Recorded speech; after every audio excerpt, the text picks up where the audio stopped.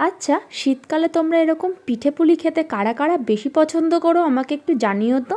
তাও যদি হয় এরকম সাদা সাদা নরম তুলতুলে ক্ষীরের পাটিসাপটা। মিষ্টি জাতীয় জিনিস আমি খুব একটা পছন্দ না করলেও আমার কিন্তু খুব ভাল লাগে এই জিনিসগুলো বানাতে। আর আমি তো ভাবতেই পারিনি আমার হাতে এত সুন্দর পিঠে উঠবে। দেখো কত সুন্দর সাদা সাদা তুলতুলে পিঠেগুলো উঠছে, আর তার মধ্যে রয়েছে ভরপুর ক্ষীর। আমি খুব এক্সাইটেড হয়ে যাই যখন আমি কোনো কিছু একবারেই পেরে যাই। সত্যি কথা বলতে আমি রান্না করতে ভীষণ ভালোবাসি, আর যে কোনো জিনিস না রান্নার আমি খুব ভালোবেসে মন দিয়ে করি। ক্ষীর থেকে শুরু করে ব্যাটার বানানো সমস্ত কিছু আমি নিজেই করেছি। তো কেমন লাগলো, আর তোমরা যদি আমার এই পাটিসাপটার রেসিপিটা জানতে চাও অবশ্যই কিন্তু কমেন্ট বক্সে জানিও। আমি চেষ্টা করব তোমাদের সাথে পুরো ভিডিওটি শেয়ার করার। আর এরকম ক্ষীর ভর্তি পাটিসাপটা কারা কারা পছন্দ করো অবশ্যই কিন্তু জানিয়ে। সত্যি কথা বলতে দেখতে যতটা না সুন্দর হয়েছে খেতেও কিন্তু ঠিক ততটাই ভালো হয়েছিল।